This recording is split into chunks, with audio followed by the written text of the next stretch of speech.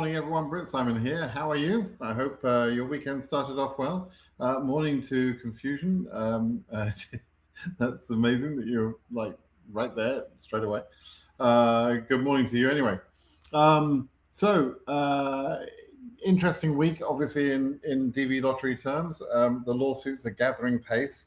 We've now got the administrative records from the government. Which, to be honest, on the DV lottery pause is almost nothing at all.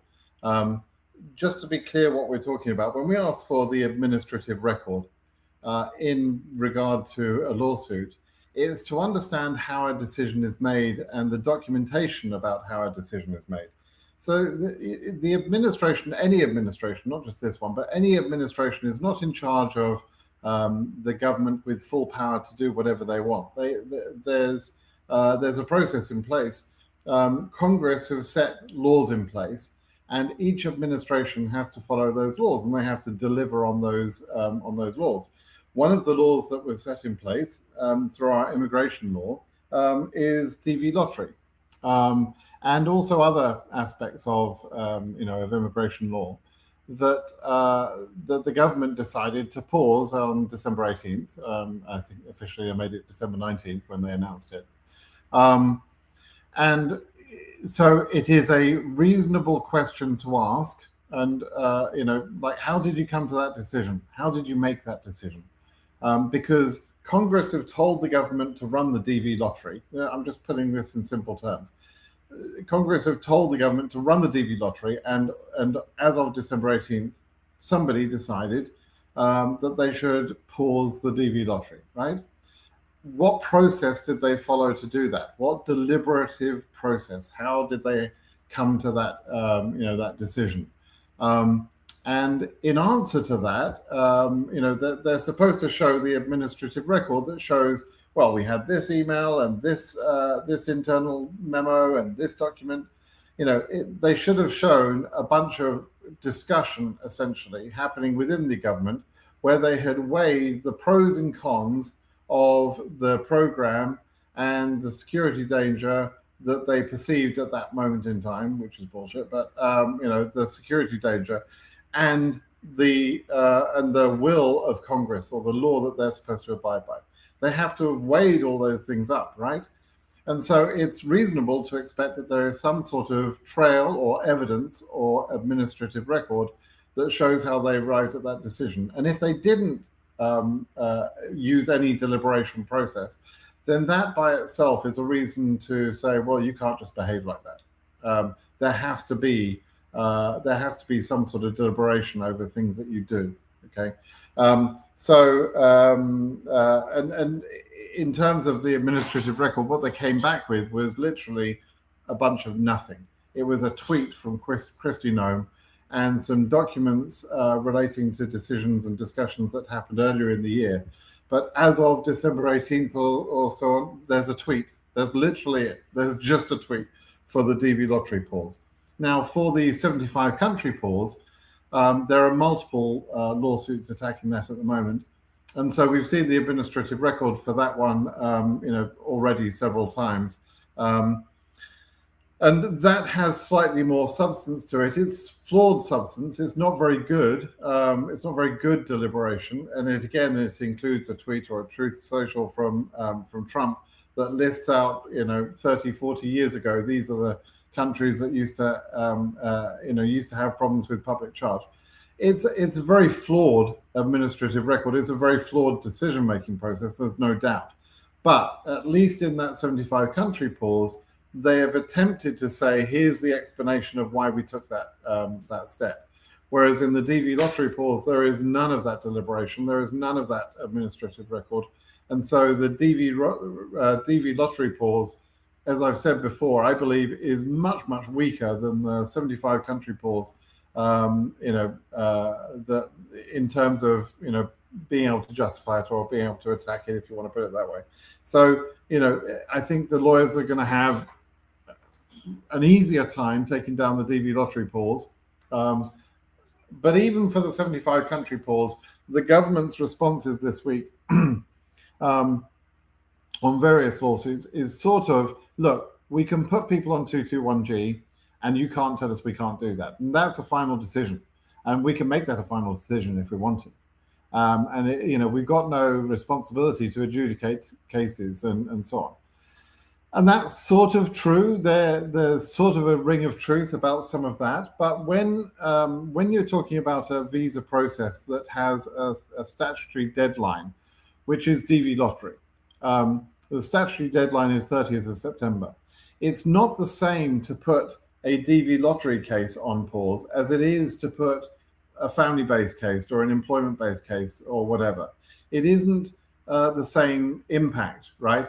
There's going to be damage done. There's going to be harm done. As of September 30th of this year, all the DV 2026 cases will be, that are not already adjudicated, will be done for, right? There's no further continuance after that date. And it doesn't matter what happens in the lawsuits, there will be no continuance, right? And yes, I know that there's going to be some lawyer in the back of the room who's going to say, oh, there's a possibility. Forget it. We've been down that path already, right? We just have to accept and assume that September 30th is the end of the fiscal year, and it's the end of the program for that year. And so in that situation, when they put people on pause, that's already harm, right? But the other side of the harm, and I hope the lawyers are going to use this argument, is the massive reduction in interviews that we have now shown, and a report I produced, which I can show you again now. Let me show you that. Hang on one second. Let me just bring up this I had it earlier. Yeah.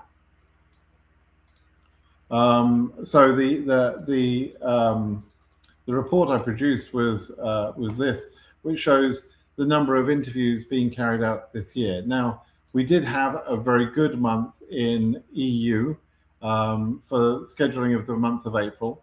EU saw, a very high, not a record, but recent record, very high, higher than any month, for example, in last year, higher than any month in 2024, and only surpassed in 2023, which itself was a record-breaking year, right? And so, so clearly the effort that's going on in Europe is somewhat questionable because they didn't increase by 20,000. There's less, they didn't increase beyond the 20,000. There's less interviews in that month, but that's Europe, right? But the harm is so easily spottable in Africa. There are plenty of cases current that are waiting for interview. There are lots of people that would be more than happy to go for their interview, and they're not being scheduled.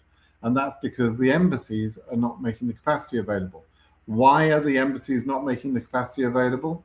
Well, that's interesting, because now we have an administrative record that doesn't mention, hey, by the way, there's this cable that went to the African embassies that says don't do capacity.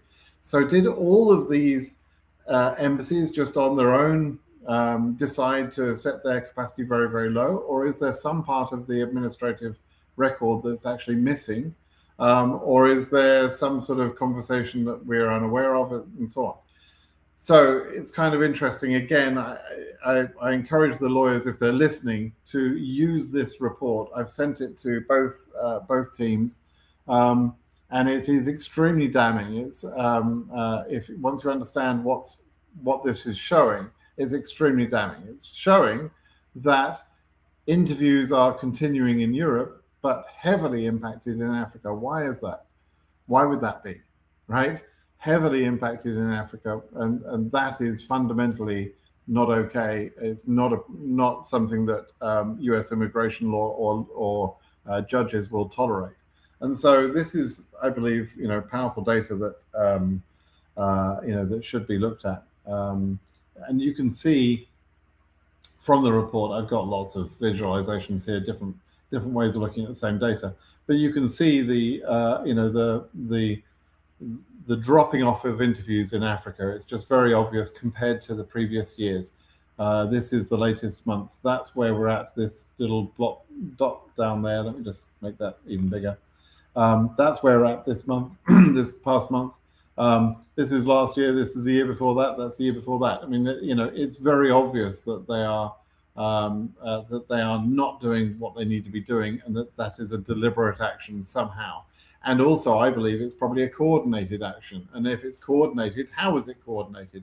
And why isn't that coordination shown in the administrative record? So anyway, I personally think that's important, but it'll be interesting to see what the lawyers make of it.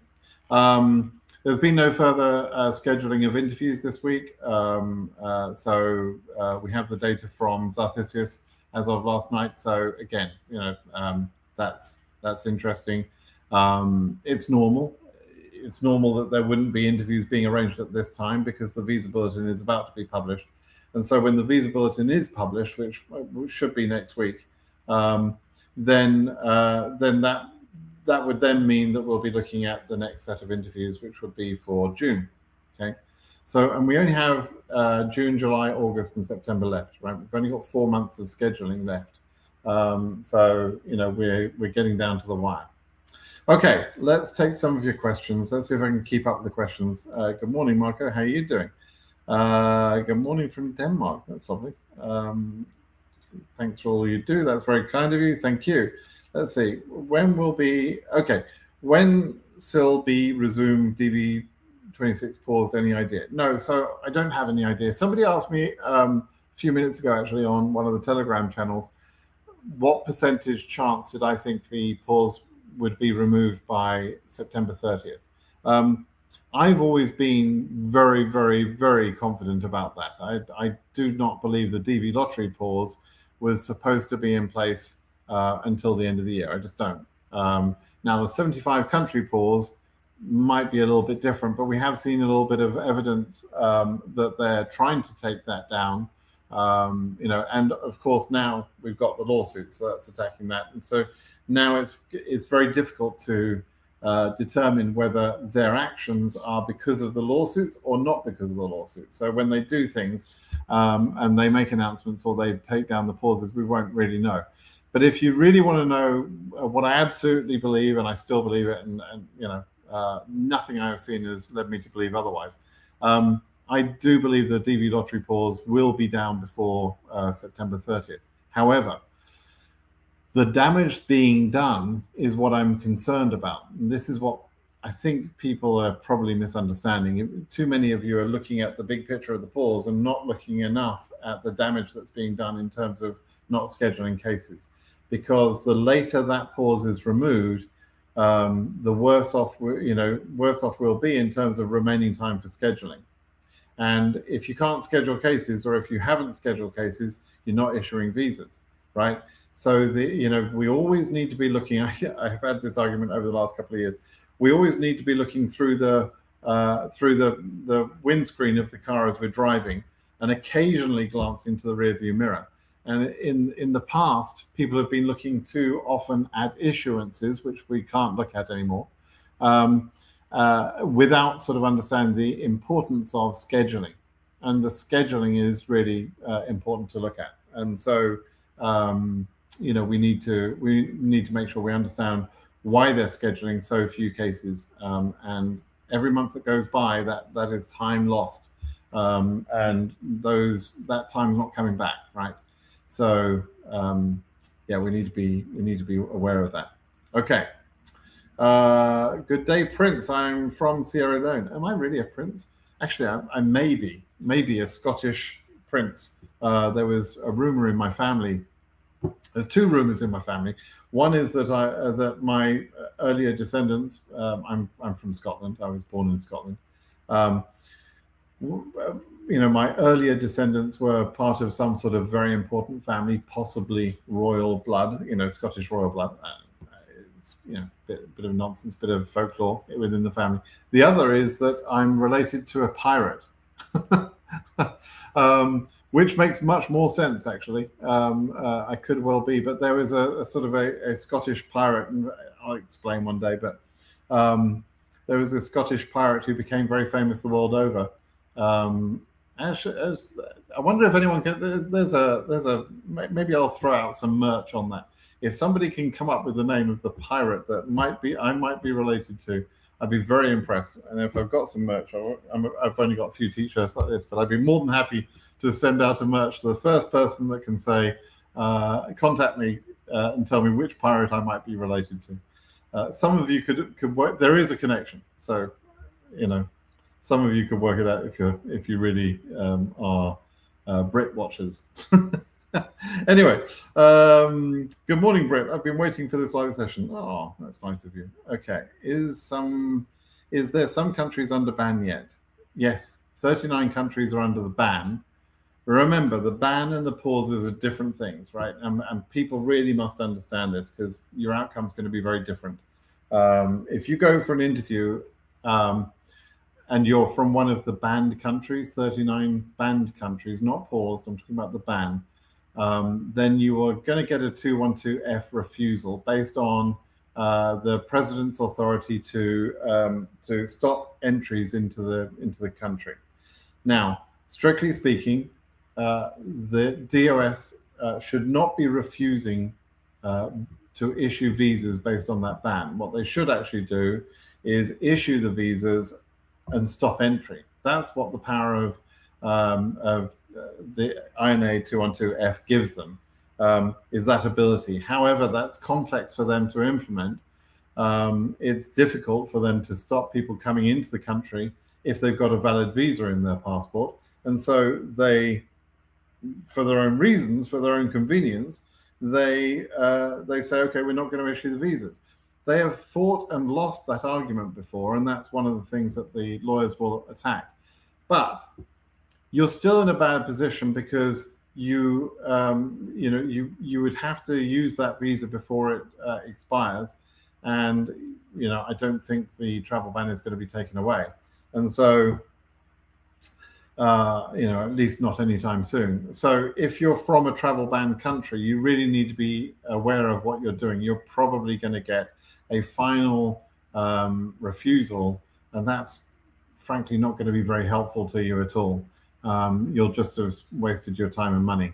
Some of you qualify for exemptions, but not as many of you as you think qualify for exemptions. So really the main exemption is having a second citizenship from a non-banned country.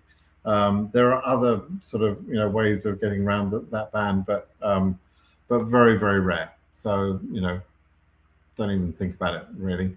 So if you're affected by one of the two pauses, my recommendation is to go to the interview. If you're affected by the 39 country ban, my recommendation is probably don't go to the interview, unless for whatever reason you think you've got either some chance, or you're happy to accept the outcome and you're happy to pay the money just to sort of go through the process. Okay. When will the announcement date of DV application? So DV27 is what you're asking about. April 10th was the date when the final rule was finalized, right? Which is clearing the way almost for the process to start. There is a couple of bits of paperwork that needs to be done. The OMB is still working through some things. So I'm expecting us to see an announcement for DV27 fairly soon. Probably the announcement will come in April, and probably the entry period will start, I think, in May. I think that's probably what's going to happen now. But we'll wait and see. Next 2 or 3 weeks, we'll see. But we don't have a sort of an official date. This is just my speculation.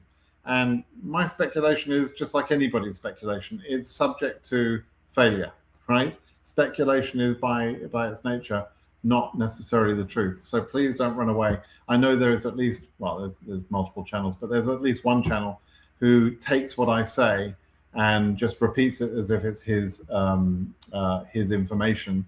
Morning, Einstein TV. Could that be you? So, and when you do that, when you copy other people's statements and so on, you're just showing unoriginality of your own, your own knowledge, really, which, you shouldn't do. And if you are going to just literally copy my words and paste it and pretend it's your words, you should at least credit me with that information, right?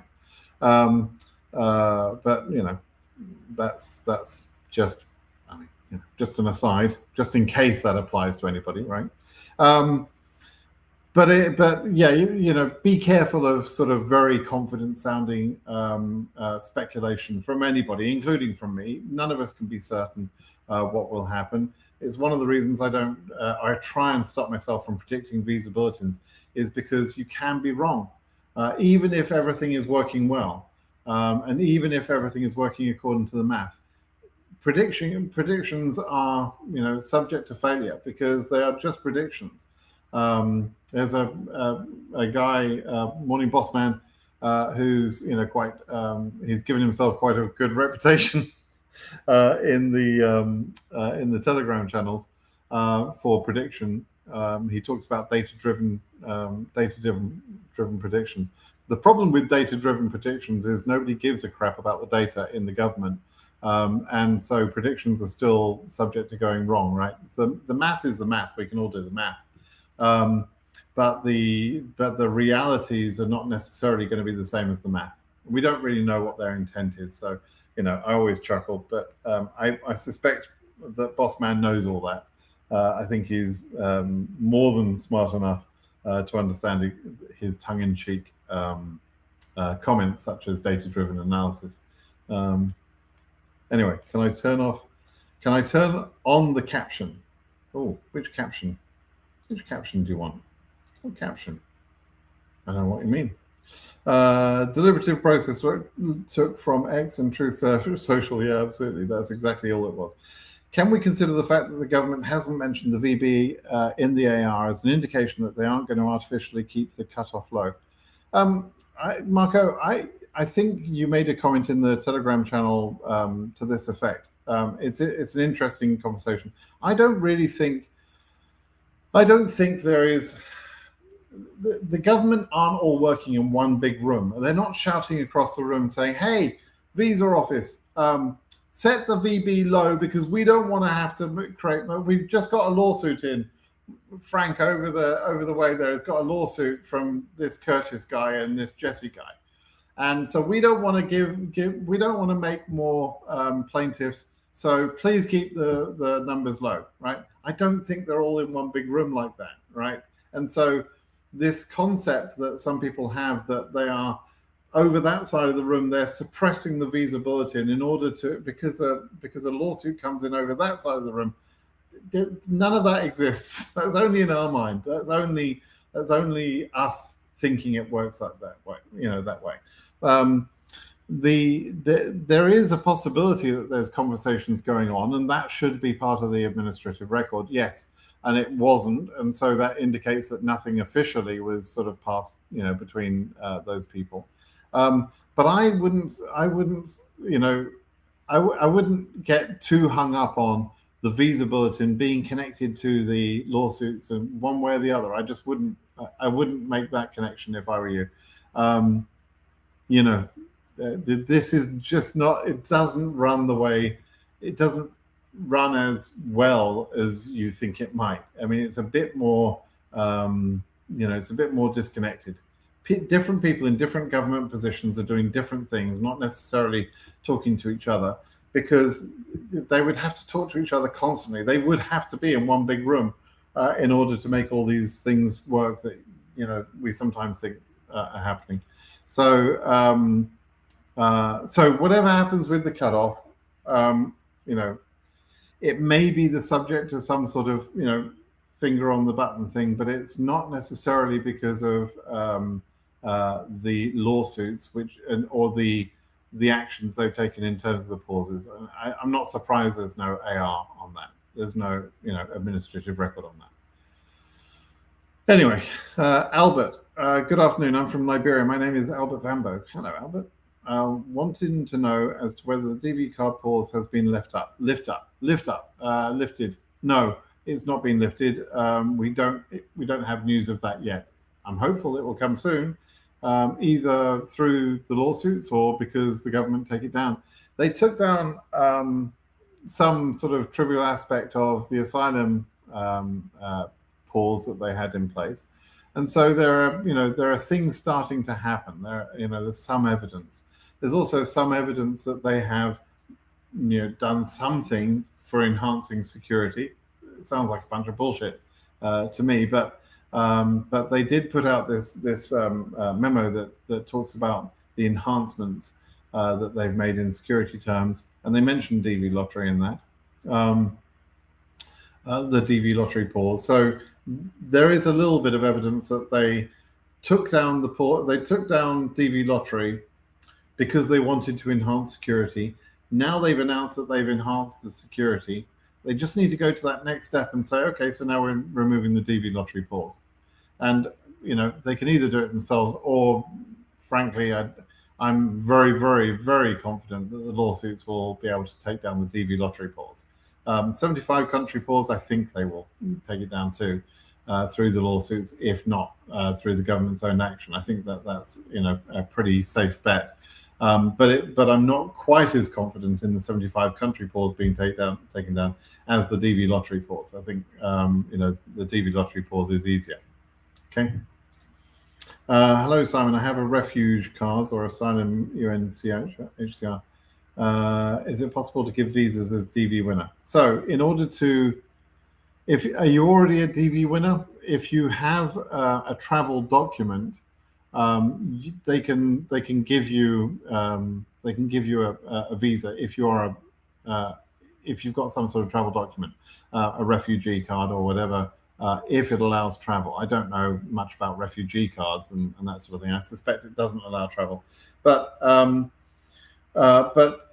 if you have literally no passport, you can be issued a travel foil, which allows you to enter the USA. It's just something you need to discuss at the DV lottery interview. Okay. Hi, Simon. AF20K from Accra. DS260 has been processed and at embassy, but yet to receive to another. So no, you're not at the embassy. Your DS260 is processed, and KCC keeps hold of your case until they schedule you. Excuse me. Until they schedule you. KCC maintain your case. They have your case. They give the impression that it's at the embassy, but it's not. Your embassy still knows nothing about you.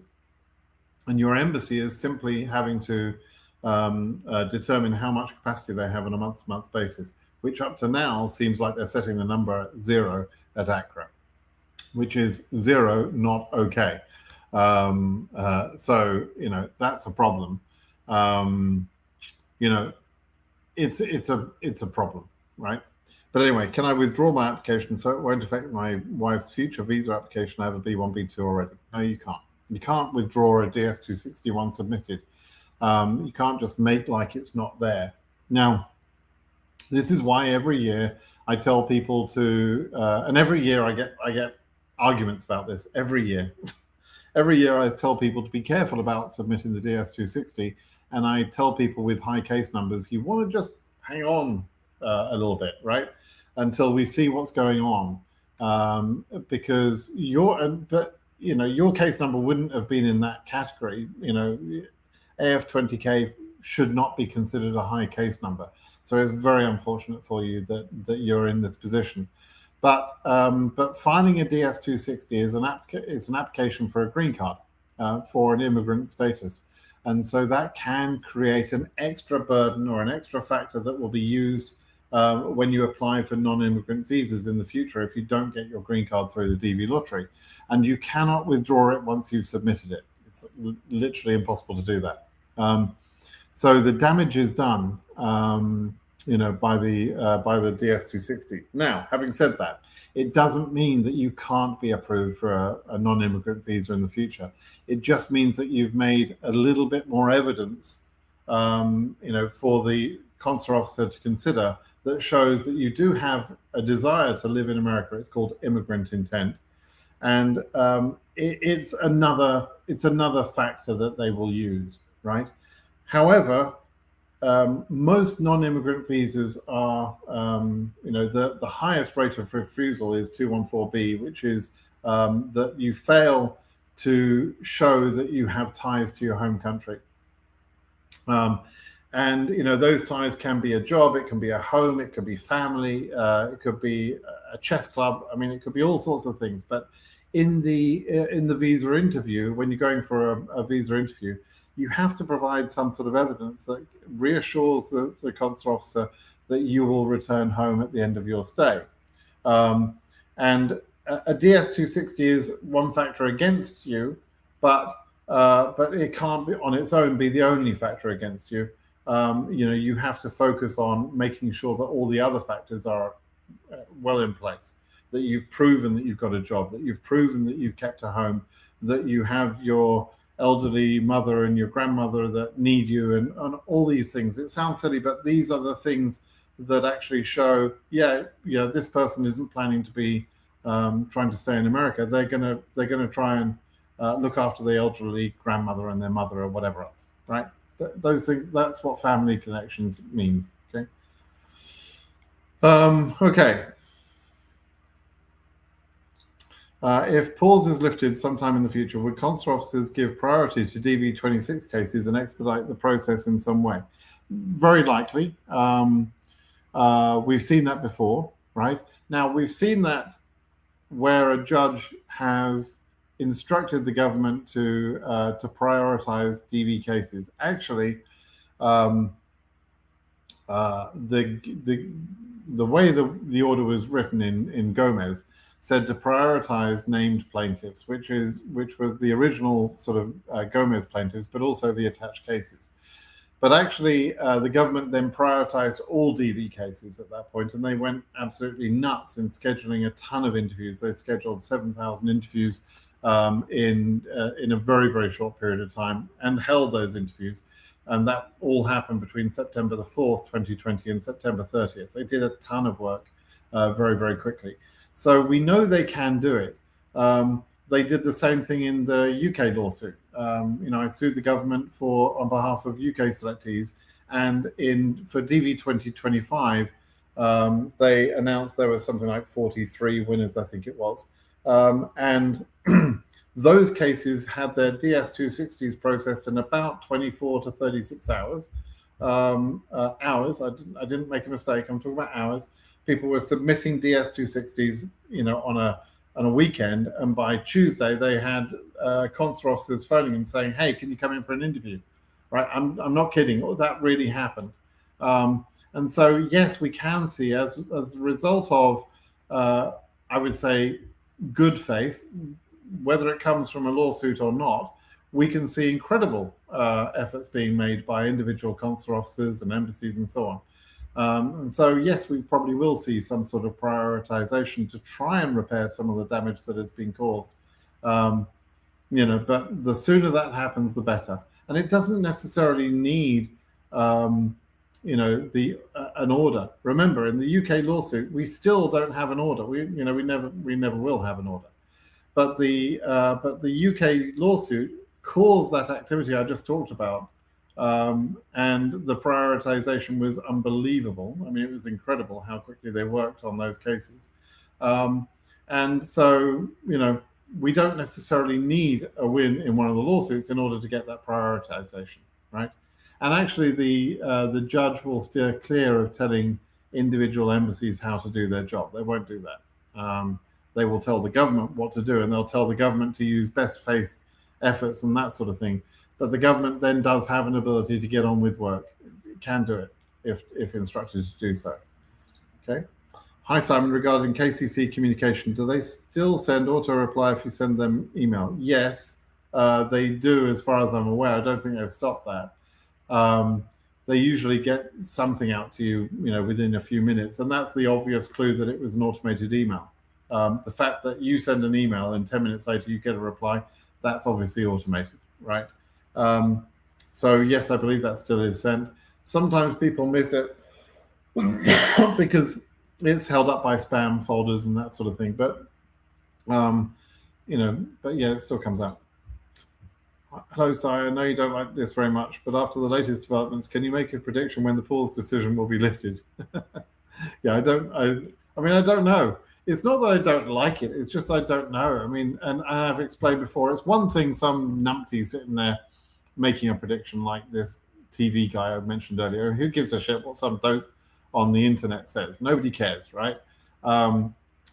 He's got zero credibility. He makes all sorts of statements. He contradicts himself from one day to the next. And there's various websites that do the same thing.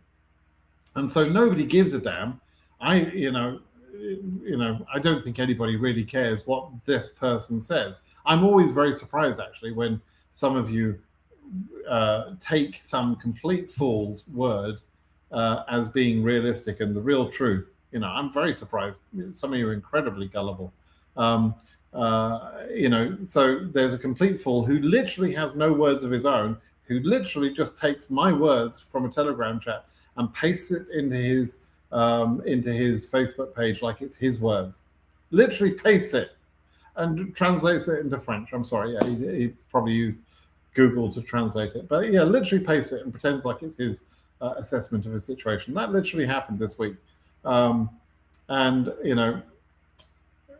some of you will assign some sort of credibility to that guy, and then if I make a prediction, and I believe I have some credibility, right? But I could still be wrong, and I'm the first to admit that. So if I make a prediction and I'm wrong, then I'm just as dopey as that guy, right? That's my problem. That's why I don't like predictions, right? And so, no, I don't really know when the pause will be lifted. I have no information about that. I don't have some sort of secret way of contacting the government to find out. I used to, but it was not very secret. It was the same phone number you all called KCC on. I used to call KCC and they would talk to me. The trouble is now they won't even pick up the phone for anybody. And so, but KCC used to know who I was. I would say, hi, this is Britt Simon. And the lovely ladies would say, oh, hello. Yeah, we know who you are. Thank you for your help and whatever, because they appreciated keep people calm, and they appreciated that I was not, against KCC in any way. So they were more than happy to help me help you. And so they used to give me the visa bulletin numbers before they were published. That was my one little piece of connection. But that situation has now changed. I don't have that same sort of connection. They won't pick up the phone to me or to you. I tried contacting the director of KCC before I sued him, and he wouldn't talk to me. He wouldn't respond to me. So I had to sue him. And now I've sued him. So I don't think I'm in his good books, right? So I don't know. Some of you must think I've got connections still. I've been accused in the past of working for the government and so on, but I promise you I've never taken a job. I was offered a job with the government, but I've never taken a job with the government. They can't afford me. I couldn't afford to work for them, is the honest answer. I couldn't afford to pay my bills if I worked for the government. I couldn't afford to live where I live and work for the government, right? So I don't know. I have no way of making the prediction, Bertini, but it's not. I don't like the question. I just think you need to believe me. I don't have a way of giving you the answer. Will still travel. And do you think the 2026 DV lottery winner will still travel if the pause is lifted up? Yeah, traveling is up to the individual person, Albert. But yeah, I mean, people. There will be, in my opinion, there will be DV26 winners issued visas this year beyond this point. Some have already traveled, right? And there will be more issuances coming, and some of those people will travel, absolutely. Not everybody, but some. Did you finish the website that you said of DV lottery photo checking if it's fits the requirements and size? I did. When I say I didn't do any of the development on it, but that site is up. DV photo. I'll put the website in the chat for you. It is up, although I'm not sort of publicizing it at the moment, in a sense, because number one, we've been doing some work on it a little bit in the background, but I've just put the photo tool checking site in the chat there. But also because the announcement of the lottery entry has not been made yet, right? We don't know when the new process will start. So we launched the site back in, I think it was September, when I assumed that the October entry period would be open. And then, of course, they didn't open the entry period, which was a nuisance. Some people had already got their photos by that time. And I've tried to think what I can do about that. There's really nothing I can do for those people in terms of trying to give them a free photo or something like that. It's just it's difficult to do, but it's just a few bucks, right? So I'm hoping those people will be not too angry with me when I suggest, as I'm about to, that when the lottery period opens, those people should get a new photo, and everybody should get a new photo. Um, and the only sort of bit of good news we might have is that both entry periods for DV27 and DV28 might be so close together this year that you could use a photo in both entries. It's possible. If within 6 months, if two entry periods come and they're within 6 months, you might be able to save yourself $5-6. But it's a few dollars, right? For most of you, you shouldn't worry about it. Just go and get a new photo every time you do a photo entry. A DV entry. It's much safer.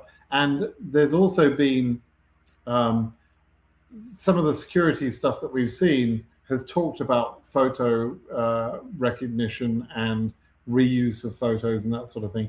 I think they're going to get tighter on that. There's been a rule since I think it was released in 2017 where they said that if you reused a photo for multiple entries, that would be disqualifying. Obviously, they were assuming that they're 1 year apart.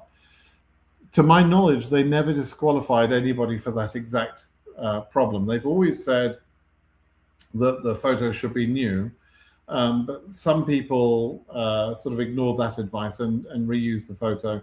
And the proof was already in the systems, the DV lottery systems. The proof of the mistake was already there. And so it would have been the simplest thing to reject those cases automatically before making those cases winners. However, they did not do that. As far as I'm aware, they never implemented that rule. They said the rule was coming out, but they didn't implement that rule.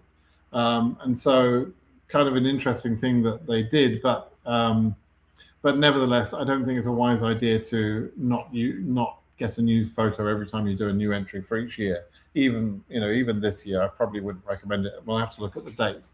But I don't think it's a great idea. I would just get a new photo for each entry period if I were you. Okay, for the sake of a few bucks.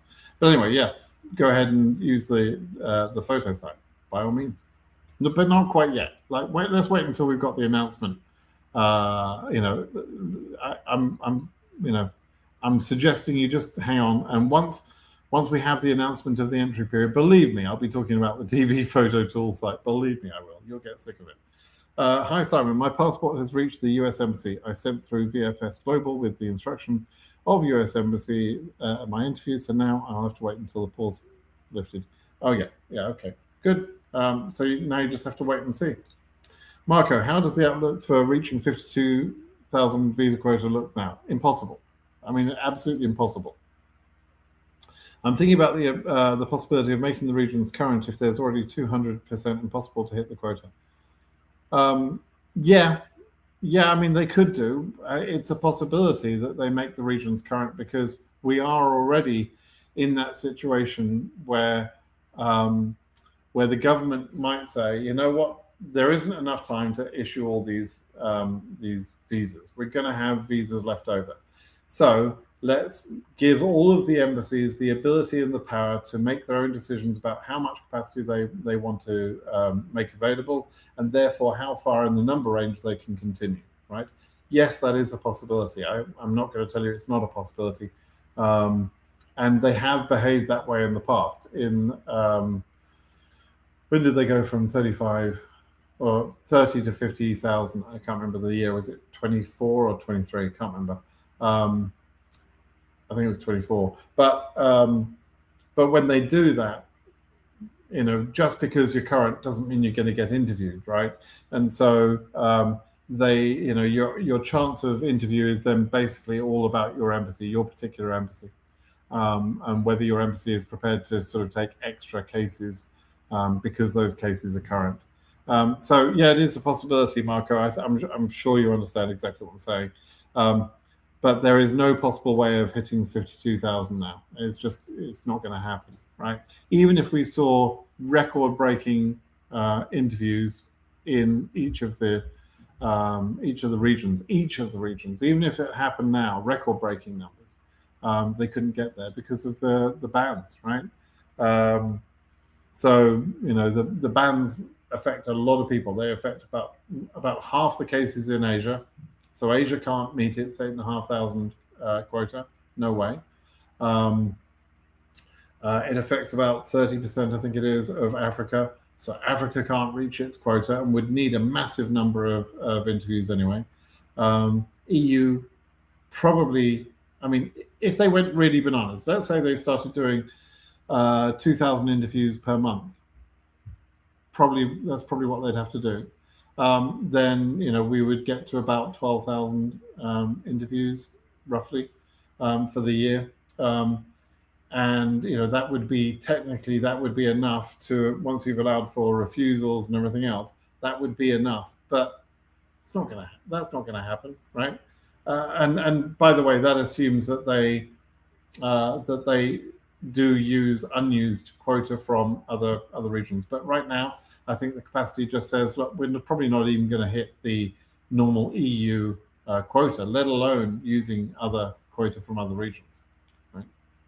Just isn't enough time now. They've already done the damage. Is there any chance for Afghan national winner of DV 25 to get visa? No, none at all. So if you're DV 2025, your year is finished, right? And it doesn't matter whether you're an Afghan, whether you're a Scotsman, it doesn't make any difference. It's not about being Afghan. It's about the fact that DV 2025 is finished.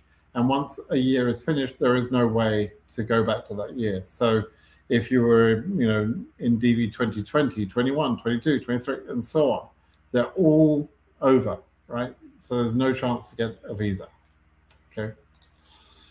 Good morning, Simon. How long it takes to process the DS to 260 for AF28K? I've been waiting 2800. I've been waiting. Could it take more than 3 months? Thanks.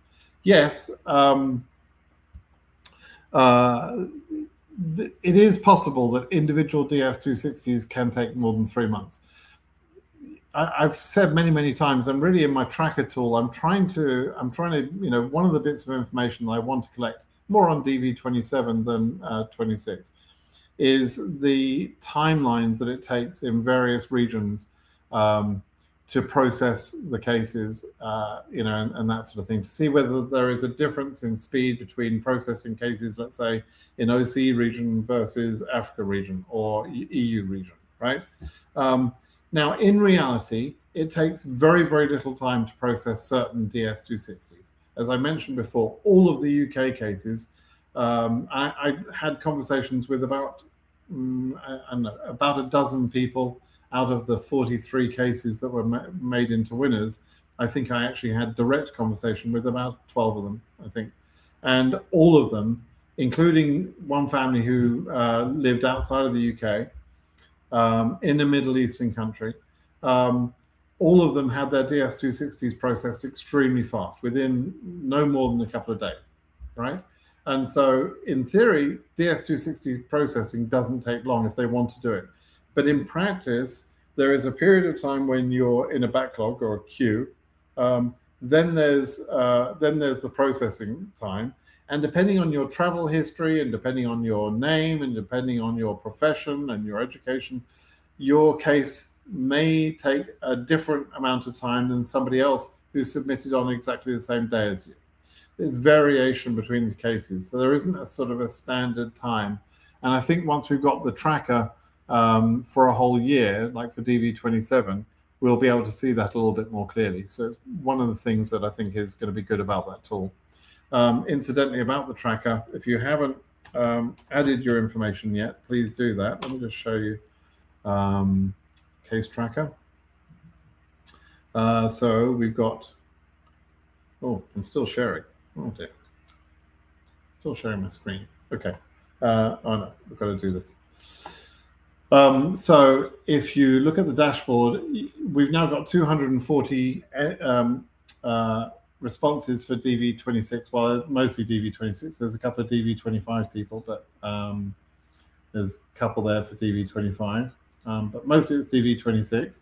And you can go through and you can see quite a bit of data here. So for example, we can We can see people who've got interviews, or we can see, let's have a look at the people who've got interviews and which embassies and countries are they from where they've been scheduled. We can also see which cases unlocked their case at some point. And so when you look at this tracker from the point of view of DV27, we'll be able to see, I'm hoping people will come in here as soon as they win, and add their data, and then tell us the submission date. And if they find out when their DS260 is processed, give us the process date and tell us whether they unlocked or not, and so on. I'm quite hopeful that this data will be quite useful over a period of time. Then we'll be able to have a look at some of these charts. We can discuss that, or you can find data by individual embassy and so on. You can filter. So if you want to say, let's say Ghana. We've got any Ghana? Yes, we got some Ghanaian cases there. You can see some Ghanaian cases. You can see, I don't know, France. Got some French cases and so on. You can filter. Also, you can filter based on the embassy, right? And so that's going to be quite useful. So at Paris Embassy, there are 4 cases from France, but also 1 from Germany, right? So there's going to be some good information. This is quite a neat little app that's going to allow us to track the information. For DV26 is interesting, but it's going to be very, very interesting for DV27. It's going to be a useful thing. But yeah, please do go and add your information there in that if you could. By the way, I've made it so you can download this data in CSV format. Added that the other day, and I will work on these charts to make them a little bit more interesting. I want to do, for example, there's this bit of data: average DS260 to 2NL. That doesn't really make a lot of sense, but what would be interesting is submission date to process by region, right? So I'm going to put that chart in here. I'm going to swap out some of these charts and make them a little bit different. So outcomes by region, for example, how often we get refusals. People don't often tell us about refusals, but but it'll be interesting to see if we can get some of that data as we go through. Okay, so this will be quite good information for later, but I removed me. Let's just pop me back. There we go, I'm back. But anyway, so did that give you an answer for your question? Probably not. So how long could it take? It can take various times, in all honesty. So you just have to, keep patient. I don't know exactly when you put your DS260 in, but anyway, we hope you're doing well. I am. Thank you. Hello, Joe. How are you doing? Which month will it be open, DV27? I think it's going to be in May, by the way. Did I mention that earlier? I think we'll probably hear an announcement in April for a May opening.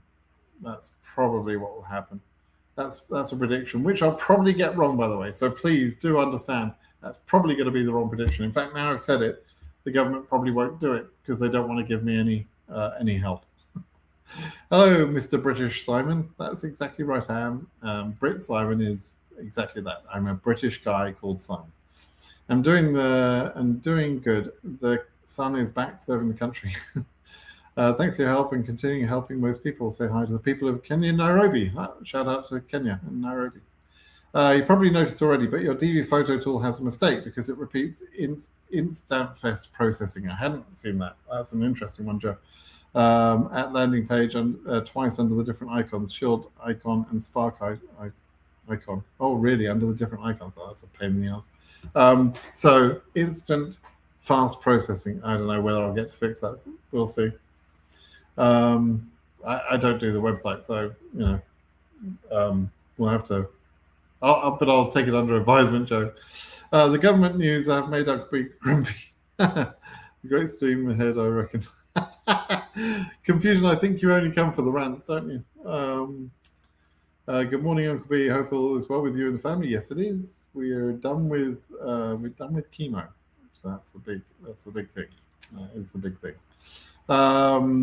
Is 2025 going to be the worst year since you follow the DV lottery? No, probably not. I don't believe it will be. I think you mean 2026, right? I don't think it'll be the worst year. No, I do think we're going to get issuances. We'll have to wait and see, but I don't think it'll be as bad as some of the other years. So we'll see. Do you think for SA you expect the bulletin to stay flat or a big increase in the next one that will be published in next week? I don't know. Not sure. We'll see. If the rules for the Federal Register is already applicable for the next DVs, do you think the selection will be held normally? I mean, the selection will be held. I just don't know when it will be, how long it will last, and those sort of things. We'll have to wait and see. We just have to wait, right? In reality, we just have to wait. Confusion. It seems like only countries that aren't paused from 75 countries paused will get their 221Gs approved. Congrats to you Anglo-Saxon Scandinavians. I saw a hat the other day, which is MOA, M-A-W-A, Make America White Again. I think it's what the current administration want, in all honesty. Anyway, since you're half Spanish, thank you. Yeah, a little bit Spanish. Because of your family, how about treating us to a phrase in Spanish? You would hate it, Marco. You really would. Not a good idea. No, not a good idea. My Spanish is awful. I can get by. I can talk to my father-in-law, mi suegra, and I've got my sister-in-law and mother-in-law coming to stay with us this summer. And I'll do absolutely fine talking to them, but they put up with awful accent. So I watch Charles Cook's Spanish language videos sometimes, and he does an amazing job of talking about a very technical subject in Spanish. He is, on head and shoulders way smarter than me, and better at that. So no, you don't want to hear my Spanish. Hello, Mr. Britt. Do you expect the Cairo embassy to reschedule the interviews after a 2-month pause, during which they are not scheduled? I hope so, but I just don't know. Good evening from Jakarta. Good evening, Captain Kidd. No. Good guess, but no, not him. Is it? Actually, like the guess. I do like the guess because I am a bit of a big kid, and that would have been a good connection. Well done. But no, not him. Is it possible for DB26 lawsuits to follow the same priority system as Gomez versus Trump? I mean, the best scenario for all applicants and plaintiffs served, but make those plaintiffs in front. The reality was that that's not actually what happened. That was what the order said, but there wasn't a prioritization given based on the websites. What happens in that priority thing is the reports. The government have to show, let's say there are 1,600 people affected, on 700 cases, whatever is the number, let's say on the Red Eagle lawsuit. There'll be a list maintained, and the government will have to provide reports on that list to show that they are making good faith efforts on all their people. But if they take the pause down for everybody, they will report on those cases, but they will prioritize everybody, right? Now, it could be that we get into a situation where only plaintiffs get a benefit. That is a possibility. In which case, obviously, they're going to be prioritized. But if the pause is lifted, then really we won't see much benefit for the plaintiffs in particular, other than the reporting of their status to the court, right? And that's helpful. That does help, no doubt.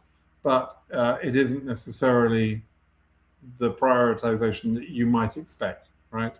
So we need to be a bit careful about assuming about that. So, if I get to an in August, and they will able to schedule me before the end of September? So they can do. So the September interviews are normally arranged after the visa bulletin in July.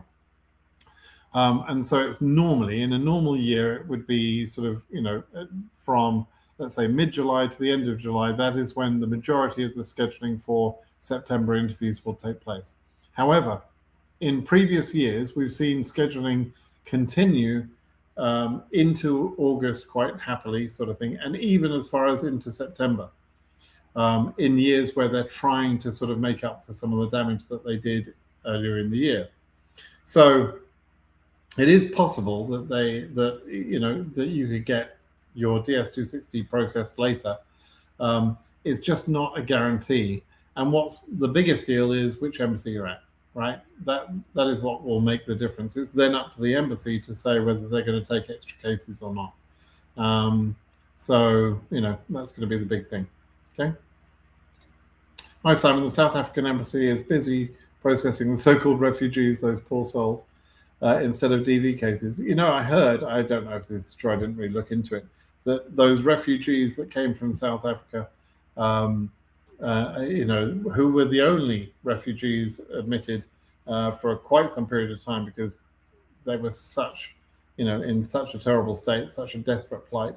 And so what I've heard is that many of those have already left America because it's not as good as they thought. And they've gone back home to South Africa where they didn't have it so bad, apparently, those poor refugees. So I don't know. It's a strange world we're living in. Good morning. If an interview takes place during the pause and the selectee receives a 221G, will the visa be issued automatically once the pause is lifted, or will there be additional steps? It really depends on the timing, right? So let's say the pause is lifted this week and you're already on 221G, but from a couple of months ago, right? In that situation, the embassy will need to contact KCC to get a visa assigned to your case. And so that's going to introduce a little bit of a delay. They're also going to have to consider how old is your medical report, right? You might need to repeat your medical report.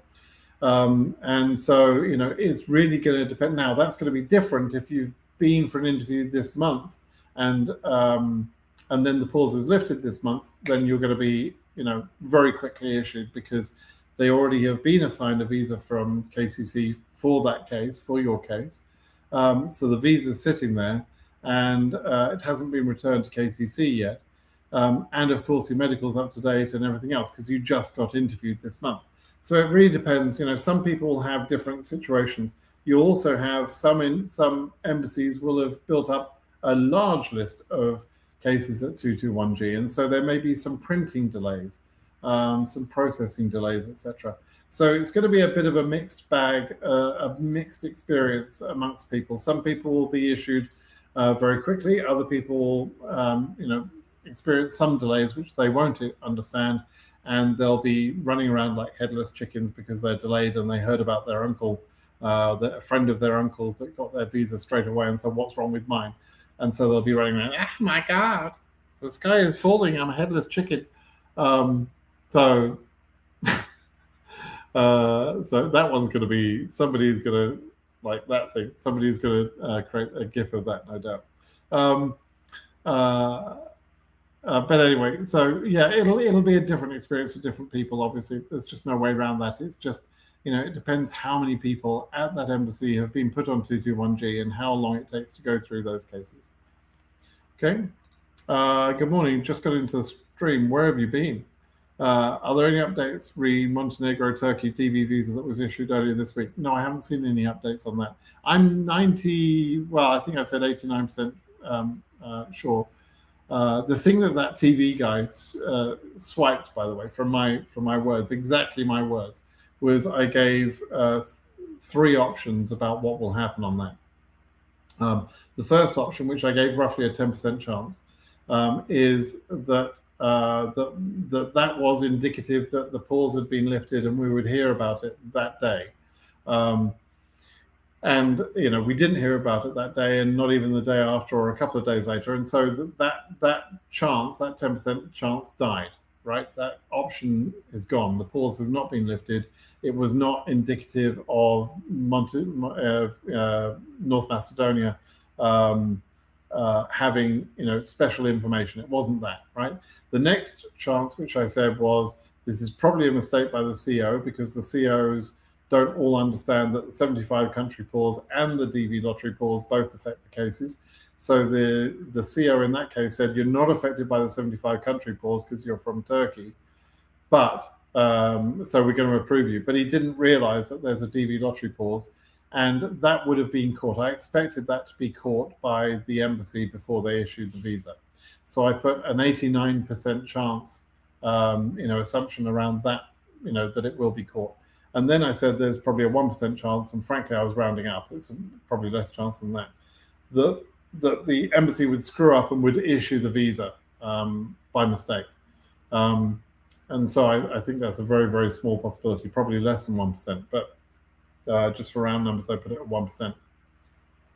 That was the piece of text. If you go to this lunatic's website, and he's probably listening in now, because he obviously listens to what I say. He's an admirer of mine, but he's not such an admirer that he believes in giving me credit for information, apparently. So anyway, that was my assessment, and he copied that word for word, exactly word for word, into his Facebook page. Do you think it's possible that AF is underperforming simply because they have less money for fees, since those pauses and bans hit AF hard? COs don't want them wasting their money. I think that's a reasonable assumption. Yes, Marco, absolutely. But it's kind of not their it's not their decision to do that. Number one, that's up to the applicant to decide whether they want to go for the interview or not. But what's interesting to me is that all of these embassies have all decided that, with no administrative record proving that they had a conversation, right? It's kind of weird. I mean, I get that, and I paused that. I posed that as a possibility earlier on, some weeks ago, that was the reason that they would drop those interviews down. But is that okay? I don't think it's okay, number one. And number two, I'd like to know how they all decided and that they all arrived at the same decision. That's the thing, because when I give those numbers in terms of AF cases, of course, those cases may not even be happening in Africa. Those interviews may not be happening in Africa. They may be Africans interviewing in Europe or in Asia or wherever, right? And so we don't know. We only know the region of the applicant. We don't know where the interviews are happening anymore. And so, the numbers being scheduled is very, very low, frighteningly low. So, it's an interesting thing. So I don't know. I'd like to see if they're, they should have provided already some sort of record of the administrative record that sent a cable out saying, hey, if you're in Europe, you're gonna have a record month, and if you're in Africa, you're not going to see anyone. Like, why is that? Justify that action. Show us how that decision happened. It's busy with refugees instead of DV case, some of which are already returning back to SA from the US. Yes, that's what I'd heard too. I don't know whether it's really true, but that last bit is what I'd already heard. Yeah. As Mumbai interviewer, I thought the I-134 is optional, but do I just take it for precaution? How long does it take to prepare it from the sponsor side? I would prepare it. So there was this notice that said they weren't going to use the I-134s anymore, but that's not really a sort of a final rule or anything like that. It's a procedural thing that they can decide one way or the other. And I believe some CEOs will still be interested in seeing the I-134. So yes, you can have it prepared. How long does it take? It may take half an hour or so, maybe an hour of the sponsor's time. But remember, we're talking about someone who is prepared to take on financial responsibility. This is what the form says. It's not actually true, and it's not even legally required or enforceable, I should say. But the I-134 is an affidavit of support. It's a promise that they will support you financially in some way if you need it, right? Now, it isn't legally enforceable, unlike the I-864, where the government actually could sue the sponsor for the costs of support if the immigrant needs support.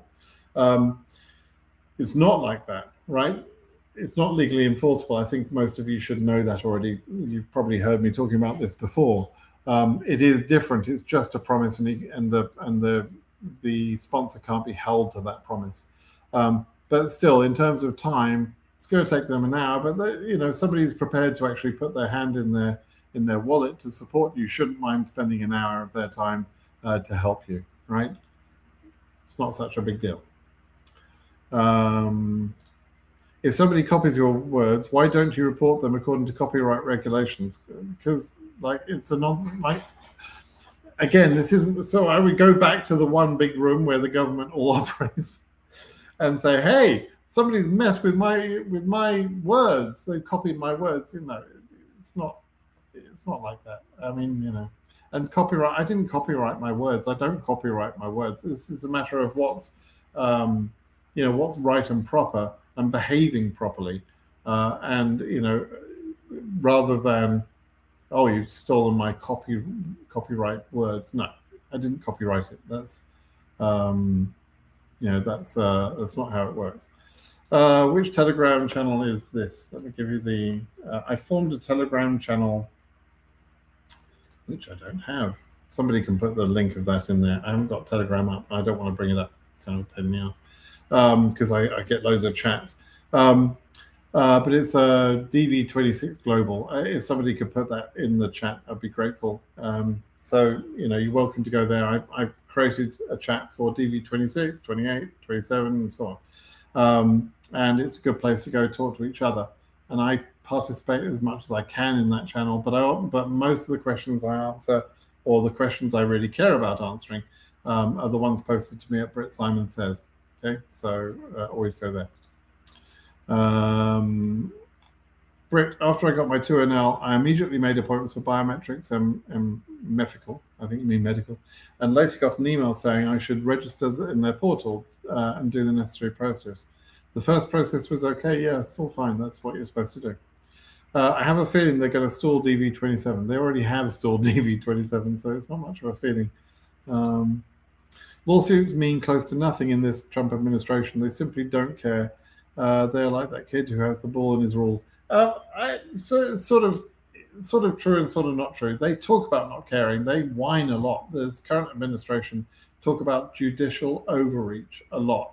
They seem upset that the judiciary have power over the government, but that's how it's supposed to be. They claim to be supporters of the Constitution of this country, but when that Constitution works in a way they don't like, they complain about it and whine about it, And I think all administrations to some extent do that. Obama certainly complained that he was, sort of unfairly treated by the judiciary, but that's what it's there for. Congress has its role. The judiciary have their role. The administration have their role. They're there for that. And at times in my life, I've been a fan and not a fan of the way this system is run. But that's what it's supposed to do. It's doing what it's supposed to do. And the administration, generally speaking, whine about being told what to do by the judges, but they do it anyway, right? It's all a PR campaign, right? What they say and what they say in Twitter feeds and that sort of thing is the publicity they're trying to give. The reality is something different. Okay, so they will talk about those nasty judges, they're overstepping and all this sort of thing, but they'll do what the judges say. They have to. That's the reality. And they'll continue to fight. So, so they do what the judges say more often than you're aware of. It's just that you don't always follow through and find out what's happening under the covers. It's like if you read the timeline of the Kilmar Abrego, I think his name was. He was a guy that was wrongfully deported and put in CCOT. And the government said, well, he's staying there. He's never coming back. Next thing you know, he's coming back, right? And then the government are like, okay, well, we'll have him gone by Monday. He'll be gone by Monday because he's not staying because he's a bad hombre and he's got MS-13 tattooed on his knuckles, which he didn't. But the government are morons and believe that everybody that's listening to them is morons, and they're right in too many cases. But anyway, he's still here. Now, he's probably about to get deported, but it's taken them months and months of battling. Now, he had a deportation order. And so, he shouldn't have been deported to CCOT. That wasn't okay. That was the one place in the world they couldn't deport him to. But they're now probably going to deport him somewhere else. He wants to be deported to Costa Rica, and they want to send him to, I think, Senegal or somewhere. So that argument's still ongoing. But yeah. What's the situation on H1B? Do you think the 100K fee for H1B is going to be reverted? I don't know. I'm not quite sure. I haven't been following the lawsuits on that. The lawyers that I've heard talk about that feel they've got a strong case to have it removed, but I don't know. There's a lot of anti-H1B feeling at the moment. Your typical Joe Public in the streets now thinks H1B is a bad thing. I came on the H1B program. It's not a bad thing, but MAGA morons don't understand that. Whatever. How about focus on exemptions, health, immediate relatives with US spouses who lost employment due to the ban and have deathly ill parents? Hate to say it, each show is becoming extremely repetitive. Sorry, it is repetitive. Yes, absolutely. The last comment there. Yeah, it's repetitive because there's no news. So you can come back in a few weeks' time when we're actually got something more interesting to say. By all means, do that. When will the DV27 start, and how do I prove that I will not be a burden on the USA? So not being a burden on the USA, you prove by showing your own savings. First thing, right? First option is that. If you have at least $10,000 in a bank account, and it needs to be liquid assets, but if you have at least that per person that is on your application, then generally speaking, you'll have satisfied that requirement. Next thing would be a job offer from someone in the USA, but it needs to be a genuine job offer. And the third thing that has worked for people in the past is showing an I-134, which is a sponsor in the USA who's willing to take on some risk of your being here, right? The other thing that you should do is make sure you get a healthcare quote, an insurance quote. Health insurance in this country is expensive, but healthcare is really expensive. I'm sitting on $800,000 of bills for my wife's care, just up to now. It's about 800 grand.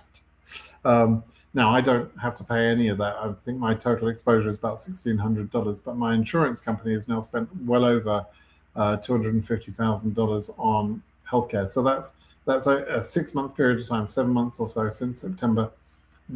Our healthcare costs have been that high. So you don't want to be here in this country without health insurance, I promise you. It's extremely expensive. So, when you go for the interview, that is one of the things that they're going to ask is, how do you intend to provide healthcare insurance, or how do you intend to pay for healthcare? And so the smart ones amongst you will have gone to healthcare.gov and printed out a quote from healthcare.gov for the state that you intend to live in. They're different. So you go into healthcare.gov and then you go into the state sites, and you'll print out a quote and you'll explain how you intend to take that insurance. You don't have to have that insurance at the time you go to interview, but you should show that you understand what it takes to get that insurance and that you have a plan to get to pay for it, right? That's what you should show, okay? Do that in addition to showing the savings or the I-134 and so on.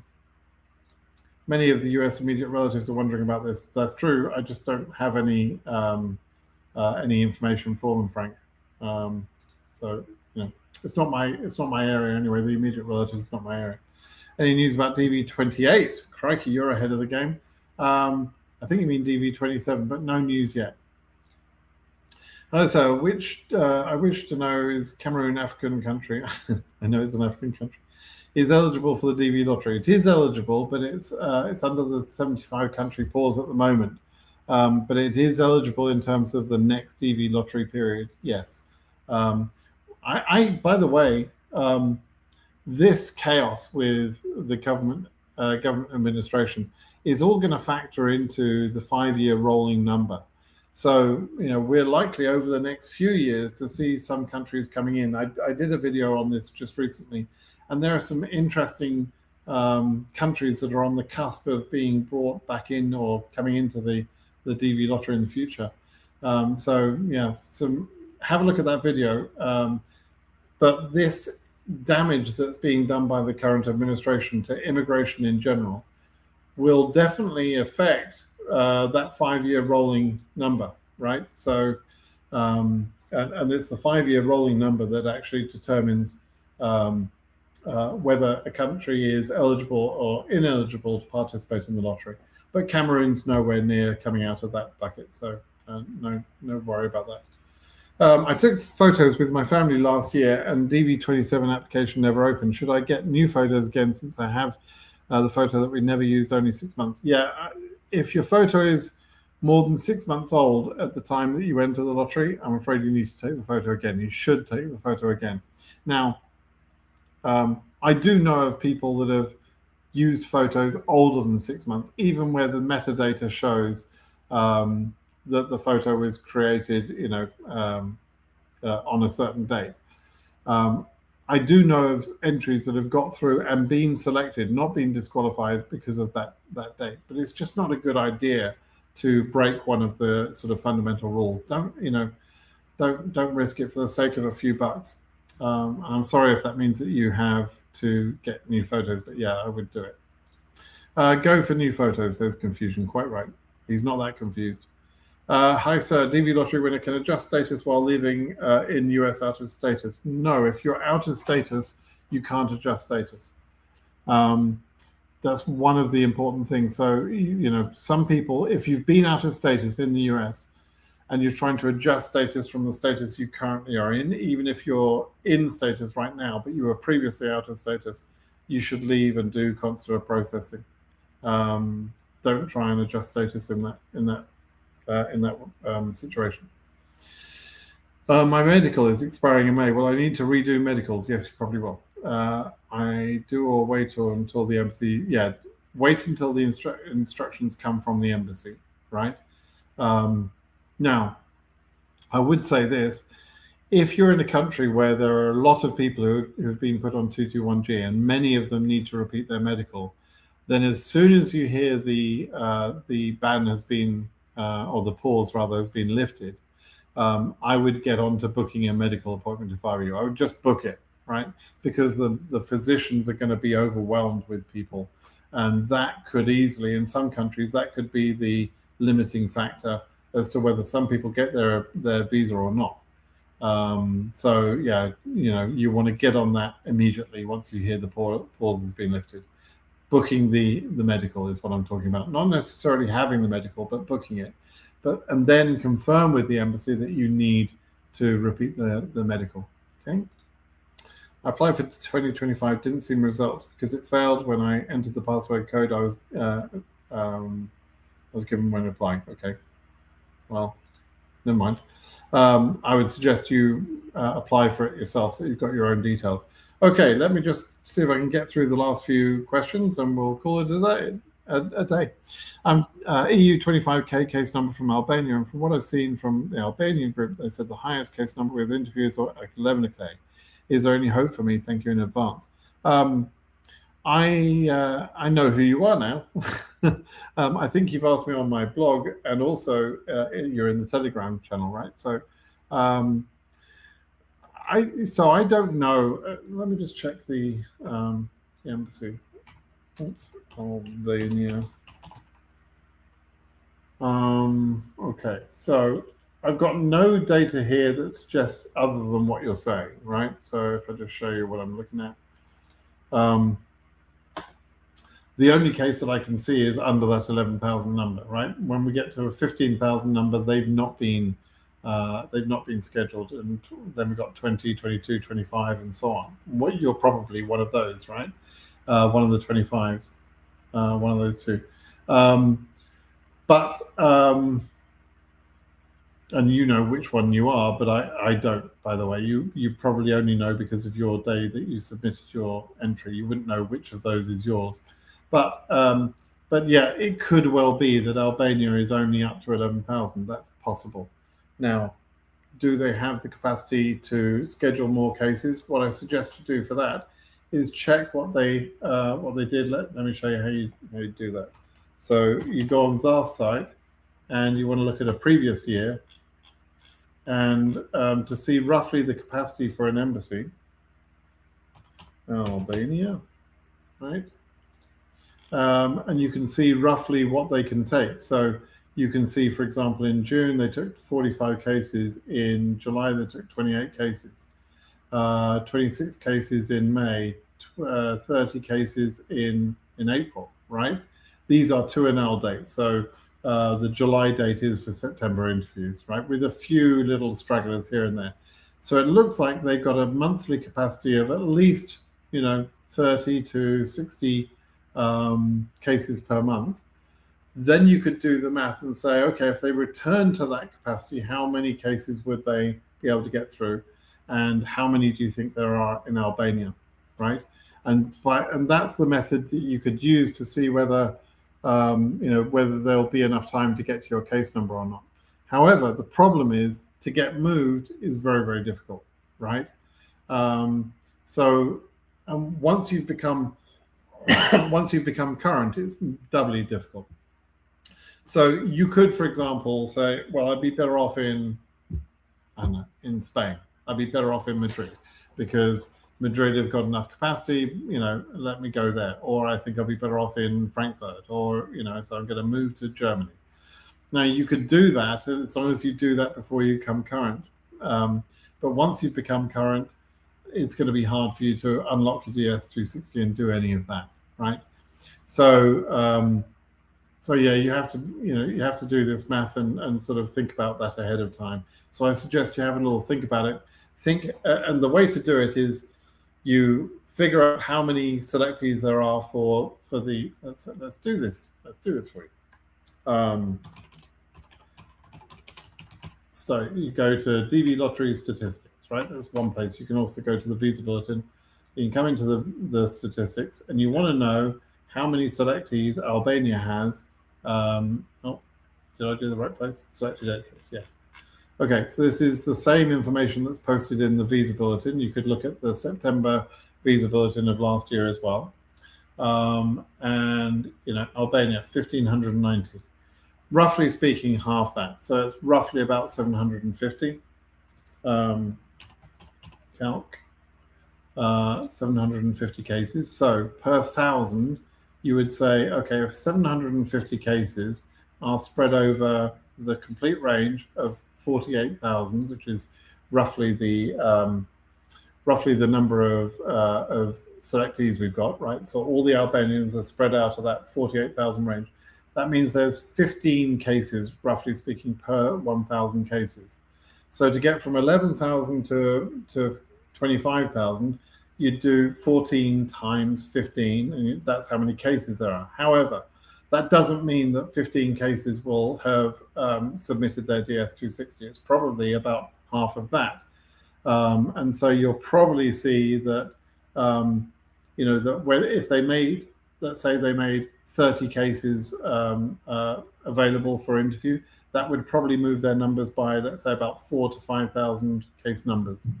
That will be roughly how they would do things. So, and that's based on that math. I hope you're following there. If you're not following, maybe I'll come back and do this a little bit more sort of carefully, explain a little bit better. But that's how we've been able to predict in the past whether the capacity for a particular embassy is enough for the amount of demand at that embassy. And with Albania, it's probably just Albanians, right? There's not going to be many other folks from other countries there. It would be rarer. So you probably only have to consider that. In some embassies, you can't do the math in quite the same way because that embassy serves multiple countries. So you have to sort of, consider that. But yeah, that's roughly what we would do, right? So you're probably looking at around about 7 or 8 cases per 1,000 that would want scheduling. And you're probably looking at a healthy capacity, something between 30 and 60 cases per month for that embassy as their healthy capacity. I don't know what they're going to give as capacity. That's a question we don't know, but that's how you can work out whether they can get to your case or not. Right? Which DV lottery applications are being processed now? The DV 2027 that was put on hold. No, so what do you mean? We're only working on DV26 at the moment. That's all that we're talking about right now. DV27 has not started the entry process yet. DV25 is over. It's only DV26 right now, right? Another prediction required here. When can we expect to have a final order from Judge Ali for both lawsuits? Mid-May, maybe. I think mid-May is a bit optimistic, to be honest. So the briefing schedules finish around about early May, right? May 11th, is it? It's around about that. I wouldn't be at all surprised to see the judge take at least a week, probably 2 to 3 weeks, more likely. So we're probably talking about the end of May or early June before we have a final result. There isn't a timeline. They're not forced. The judges are not forced to come up with with their final decision on a specific timeline. This particular judge does seem quite fast. It seems like he wants to get on with everything. The briefing schedule he laid out was extremely fast. And it seems like he wants to actually sort of address this quickly. And when they move from, in my opinion, when they move from PI to summary judgment, at the judge's pushing, it's because the judge wanted this to go quickly. He didn't want to waste time with the PI and then do summary judgment later on. He wanted to get to the end but do it in a timely fashion. So I wouldn't be surprised if he does come back faster than normal, but I wouldn't want to suggest mid-May, as because that's the earliest possible time. Mid-May is the earliest possible, right? So we're likely to see it end of May, maybe even early June. Okay. What will happen if DV pools lift for those from 75 country public charge risk country? Okay, so if the DV pause is lifted, but the 75 country pause is not for DV applicants, then those people are still going to be on 221G for those cases, right? That's what will happen. And they don't have to do anything. They don't have to say, oh, you're on a different type of 221G. You've got to come in for another interview. They don't have to do any of that. If you were affected by 2 pauses and one of the pauses is removed but the other pause is not, then you're still affected by one of the pauses and therefore you still paused, right? Do you know if Paris Embassy is taking interviews? I think they are, but I don't have. Let me just see. Let me check in the tracker. Paris, stupid. I did it by country. I thought that would be more useful. They took them in for February, but I only have 4 responses, so it's difficult for me to be precise about that, but I think so. I had my medical and visa document checked last week at London, FYI, case number 12K. Great, good. You're a bit further. What is the latest date they can release the DV27 results for visas to be issued by October 1st? They don't have to issue visas by October 1st. They have to run the interviews between October and September 30th, but there isn't a rule that says they have to start on October the 1st, right?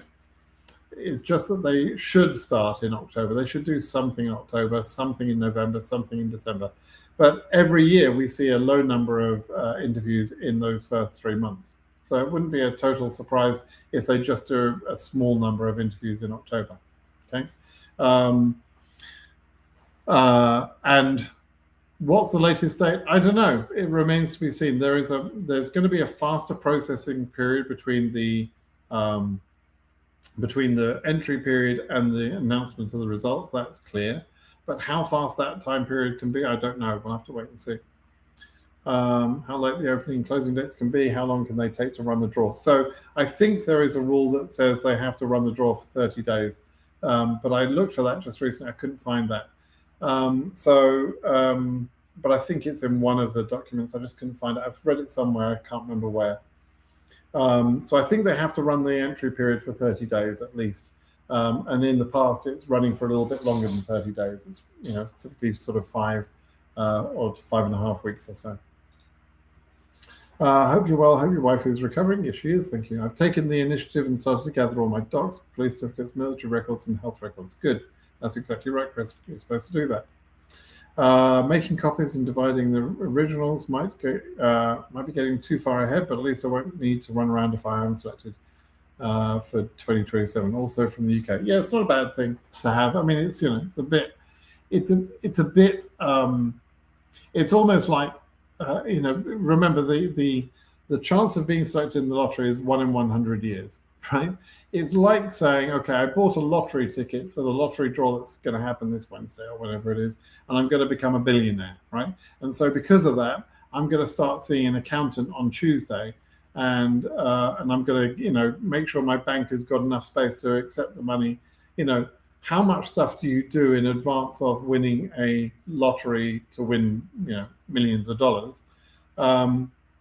You don't do all that extra stuff. So doing all the stuff that you're doing right now might be a bit extreme for just entering a lottery, but it's fine. There's nothing wrong with being proactive, should we say? For those who've been put on 221G pause after the interview, do you think it's only a hold on the issuance, or DOS originally already started their cases for security check? Oh, so they're supposed to have been doing the security checks and so on already. So for those people, for example, that are on some sort of hold and they would normally have gone through 221G through a period of security checks, hopefully those security checks have continued in the background. But we'll wait and see. We have to see whether that's really true or not. Okay. I hope you'll be right about the announcement in May. I know it's just an estimate, but I hope it will be as soon as possible regarding the NOYUV results. Greetings from Istanbul. Take care. Thank you. I get my high school diploma in July. Can I apply for DV27 if I were to start before then? Yes, you can. The rule on education requirements is that you must meet the education level required at the interview, not when you enter. It's at the interview when that's evaluated. So it is possible that for someone might be under 18 years old. We've had even 16-year-old people enter the lottery, but by the time the interview comes around, they're more like 17 or 18 or so. Now, I would say, it's very country by country differences do exist. And so there are some countries, for example, where high school education means something different and is at a much earlier age than it would be in America or in the UK, where I come from. And so that has led to some sort of slightly weird situations. I remember a 16-year-old girl went for interview and was approved. I thought it was a bit of an optimistic approval, to be perfectly honest. I don't think that and it was Cameroon. I don't think Cameroonian education is so advanced that a 16-year-old is educated to the same level as an 18-year-old in America or an 18-year-old in the UK. It's just my personal opinion, but nevertheless, that case was approved. So I don't know. Photo of the passport, should it be under 2 megabytes? I've asked ChatGPT. ChatGPT is pointless to ask at the moment because they don't know. They haven't seen the final publishing of the rule. There is some description of that in the announcement that was done, and they've been very specific. It should be a JPEG, and I think it should be under 5 meg. But we have to wait and see how the final instructions put that out there, right? But it's probably, it should probably be under 2 megabytes. I mean, the amount, it won't be sort of determined by pixels as it is for the photo. The photo has to be 600 by 600 pixels, and so the photo is actually very small. Whereas a normal photo from a normal phone of your passport is going to be appreciably larger as a file. But yeah, 2 meg should probably be okay. I think it does mention 5 meg in the rule announcement. Sorry for being personal, but please, what do you do for a living? I'm a software engineer. I'm actually a software architect. So I was a programmer for many years, and I'm an old guy now. So now I tell people how to do programming and what the solution should be. So I'm a software architect, enterprise architect. What do you think the chance will be for the average participant this edition, excluding unique stuff such as Oceana? I'd say 3%. No, I don't think it'll be as high as 3%. That's a massive increase. So let's do some numbers, shall we? So let's do some numbers. Let's say there are 10 million entries, right? Okay, 10 million entries times 3%. That would be 300,000 selectees. If they select 300,000 people, we're in big trouble.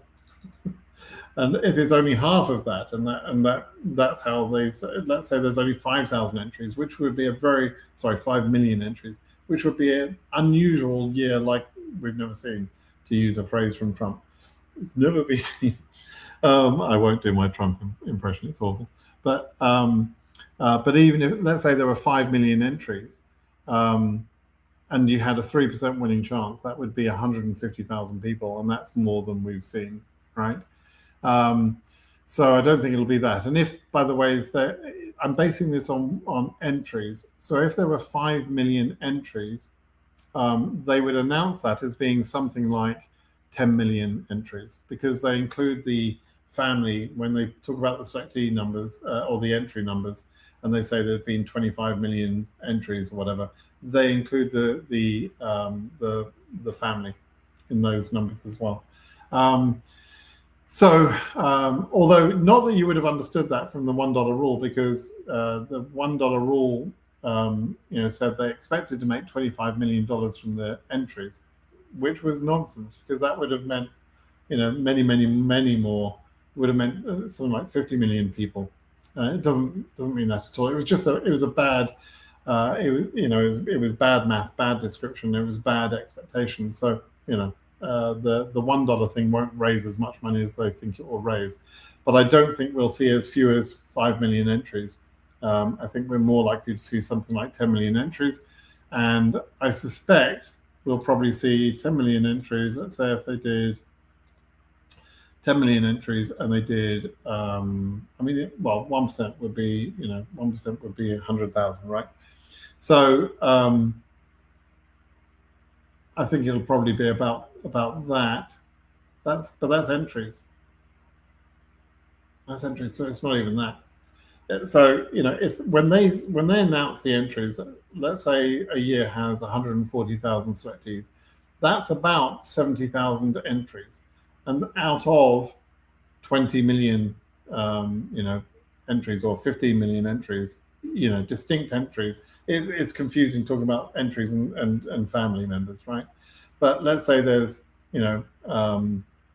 let's say in some years there's sort of 15 million actual entries and 25 million people involved in that, and then they select 130,000. Your chance of selection, therefore, was much less than 1%. So it's been as low as 1 in 200 years in some years. Okay, so it's really not very high, and no, I don't think it'll be 3%. I don't think it'll be that high.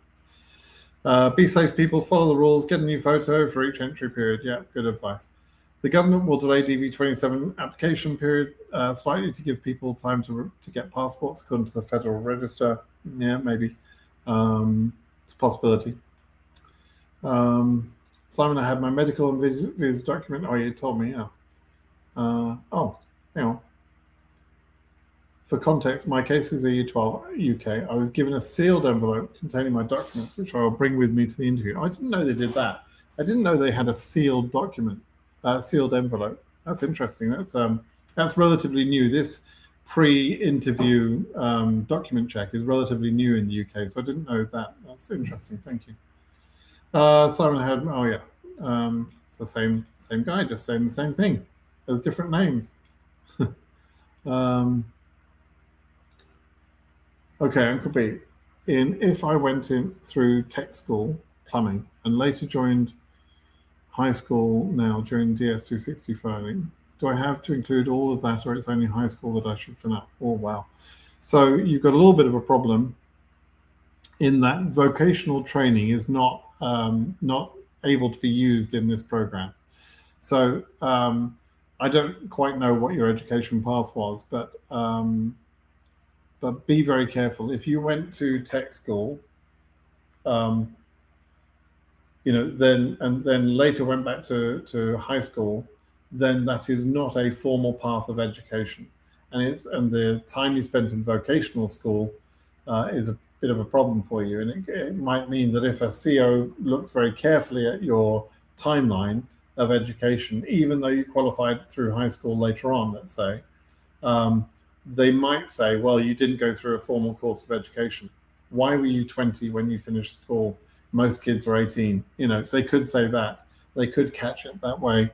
So there is a risk of denial in that case, because the vocational training you went through for plumbing does not qualify you. Now, if vocational training leads you into a job and that job qualifies, then you can sometimes qualify through that work experience, as opposed to through the education that got you into that work experience, right? So it's a bit of a complex thing, but I don't think a straight plumber, just a normal plumber, I don't think a plumber actually qualifies in their own right. So be very careful about that. And you can go and read, if you Google the words Brett Simon work experience, you come to an article that I wrote some years ago, that explains all of that, the education, the work experience, and everything else. So Google those words, Brett Simon work experience, and you'll get that useful article there. Okay, let's see if I can just take a couple more questions and finish this off. Congrats on the 100K subscribers. There you go. There you go. That's impressive, isn't it? My upcoming appointment in Naples, Italy on the 5th. So I'd like to know if having 12,000 in my bank account would be sufficient, so I won't be required to provide a form. It's sufficient if it's just you. It probably is enough. 12,000 euros. Yeah, that's about $14,000. It's probably enough if it's just you. Maybe a couple, but it would be a bit tight for a couple. Okay. Curtis. This is Curtis. I salute your optimism, but I don't believe DOS truly plans to announce DV27 entry period before Judge Ali compels them to do so, and don't expect that before August. From Curtis. Well, Curtis, you're one up already in terms of our betting on things. You're one up. You won the. Will they announce it before the end of the year? I actually did expect them to announce the DV entry period before the end of last year. And you didn't. You're still in your same position. I get that. And as a lawyer, I'm very glad that you're more pessimistic than I am optimistic, because that's exactly what we need from a lawyer. But yeah, I think I'll win this next bet. So yeah, I'll make that bet, Curtis. And let's have something, not the Jeep. I can't stand a green Jeep, and I know you're looking to get rid of it soon. I drive a proper Jeep, not a silly green one. Sorry, Curtis. I'm just being mean about your fallback position on your car. I'm sure it will change soon, right? But anyway, yeah, I think I'll win that bet, to be honest. So yeah, I'll take that bet. So you're saying you don't expect that for August. So Curtis is saying he doesn't expect an entry period for DV27 before August of this year, and I'm saying it will be before that. That's the bet, and it will be for dinner or something. Whoever loses has got to fly up or down California to take the other one out to dinner. Okay. Is there a point going to the US these days to work in tech? I have 10 years of experience in full stack dev. Even if I will get the DV after the pauses in the interview, not sure I will go. That's a question you could ask about, work in general. And I think probably more than all this sort of nonsense about, the government and the lawsuits and economy and everything else, the big disruptor at the moment is, of course, AI. And I can tell you from my own point of view, AI is empowering development to happen so much faster these days, much faster, and it's happening over a very radically short period of time. So it's incredible. But what I can tell you is, and I had a word with my boss, about this. there are certain jobs that are still going to be very, very important, even when AI is fully working on things. Like some software jobs are not going away. And I would say, get into architecture if you can, get into solution design, solution architect, those sort of jobs. Those are good. Senior level developers will still be needed, but we just expect them to be much more productive these days. And so, those jobs will still be there, but there'll be less of those jobs for sure. And with the schools trying to crank out more and more engineers who will be inexperienced engineers, there is a bigger problem for them, I have to say. So, I don't know how that's all going to shake up. But yeah, you've got the same problem. It doesn't matter where you are, right? You've got the same problem as a full stack developer wherever you are. I'm sure you're using AI tools to improve the speed, of development, and you can probably already see what's coming, I'm sure. But you're going to have that same problem wherever in the world you live. You may as well have that problem in America, right?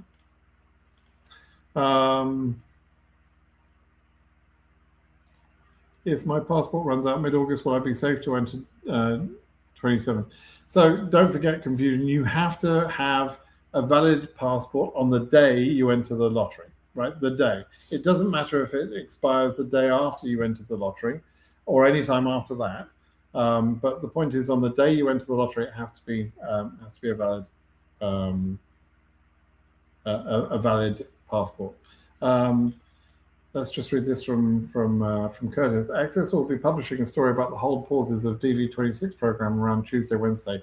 Curtis, for some of you who don't know, Curtis is very diligent in making sure he's always talking to reporters and old style media or all sorts of media in the background to try and get information out. It's very useful that he does that. Some of you may not also may not know Curtis has been involved recently in politics, but also in the past has had connections and actually programs and put money towards trying to get lobbying on behalf of DV Lottery. Curtis has put quite a bit of time and expense into those things. So thanks, Curtis, for that. Hoping your viewers can come through and help us share the story when it comes out. For sure they will, Curtis. They will be they'll be doing that. So what Curtis is talking about is when this Axios story comes out. Axios is good reporting normally. When that comes out, we should be all retweeting and empowering that that story and sort of raising it up. Okay, yeah, it's true. It can be helpful if they see us as people, not numbers in the system. That's true. Okay, let's just see if I've got one or two more comments. I'll just have a quick look down. Kilmar, let's see. This is today's dopey comment of the day. Kilmar absolutely deserved deportation. Based on what? I know a little bit about that case, but what are you basing that on? On his tattoo that said MS-13, or on the Bulls? I think it was Bulls cap that he was wearing when he was seen at Home Depot, or was it the video of him driving some people in a van? What piece of that do you think qualifies? Those are the three things that you might think about. So what is the evidence that you've got that says he deserved deportation? Now, it's unfortunate that I assume if you're watching my videos, you are somewhat interested in immigration, and none of us like illegal immigration, let's say. It's sort of bad for everybody.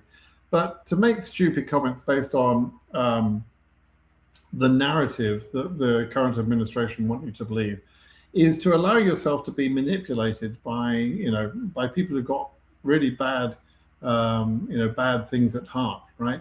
So don't be a pawn in their manipulation game, and that's really what you're doing. I mean, I'd love to hear from you, Woods Police. It almost sounds English. But I'd love to hear from you, like if you want to try and go and make the case to me why you think Kilmar Abrego Garcia deserved deportation. What was that about? But go to BritSimonSays.com and put it there, please. Okay. Hi, Simon. The official text of the head size in Federal Regulation 22 CFR, blah, blah, area of photo, height of the photo. Which one is correct? The correct one is the photo specifications that will be published and effectively republished. It probably won't change. In the travel.state.gov regulations, or sorry, the instructions for the lottery. There's always instructions about the photo, and there's some instructions that are specific to DV lottery, and so that will be the right percentage. And if something has changed, I don't think it will, but if something changes, we'll adjust the DV tool to account for that. Yeah, so don't worry about sort of anything else except for the official instructions. And if you use my photo tool, it will take care of it anyway. So you're okay. Christina's karma came in the worst way possible. Bimbo husband. Also, I saw a post. Isn't it funny how often that happens to Republican women, that their husband turned out to be freaks? Strange that. I wonder why. Also, I saw a post about how the administration restrictions on legal immigration are harming the US population. Is that true? The US population don't understand that. Some of them do, some of them don't. But the reality is, so some people believe that there are 20 million illegal immigrants here. I don't believe that number at all, not even close. I think that's a total over-exaggeration.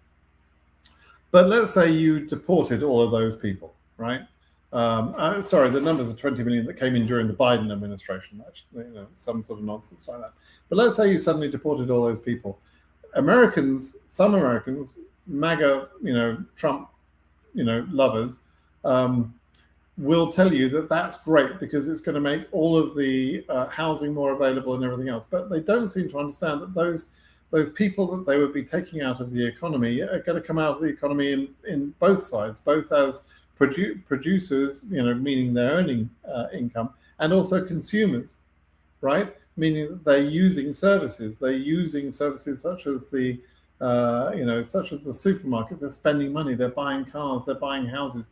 So if you suddenly took out 5 to 10% of the population of the USA, you would have a big problem, a big economic problem, because we're not producing enough people each year. Plus, we would get behind in terms of other countries that are growing their populations, growing their skill sets, growing their education systems, and so on. Those other countries would overtake us much faster. So, and we're going to get overtaken, no doubt. The America will not always be the world's leading light, and Trump's making that process faster.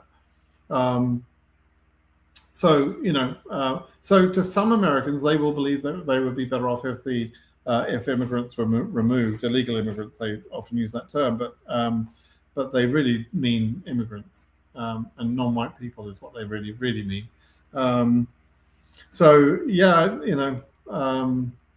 Is it harming the population today? I mean, citizens are getting shot in the face. That's not a good thing. I don't know. Hello, Mr. Simon, quite frankly. Quite frankly, are you still optimistic for DV26 selectees for those who are under AP? Yeah, I still am. Okay, I'm just scrolling down. Oh, no. When you start talking deep in the maths, you sound like Harry Sultan of the TV program. Yeah, I'm sorry. Sorry, Curtis, I know you don't like it. Curtis, please do.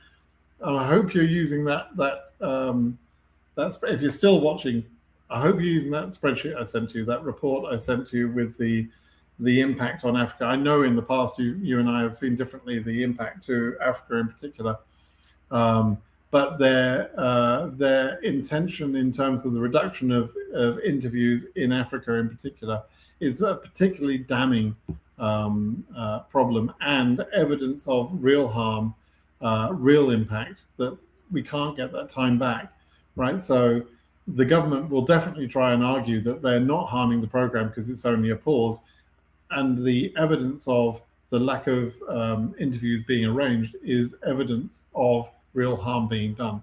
So I'm hoping you'll look at that. But yeah, I don't want to scare you with math. Bless you. Okay.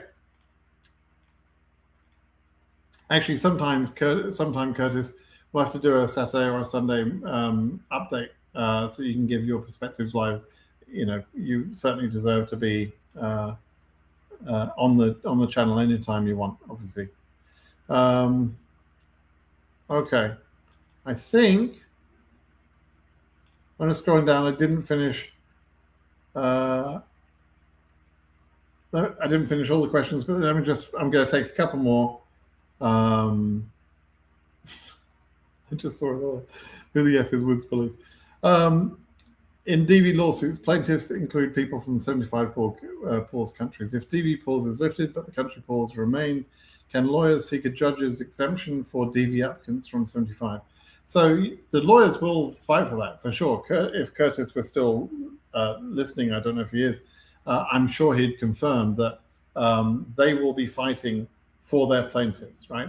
But bear in mind, the lawsuits are fighting for their plaintiffs, not for everybody. They're fighting for their paying customers, and that's, you know, for Curtis, that's about 1,600 people, or about 700 cases or something.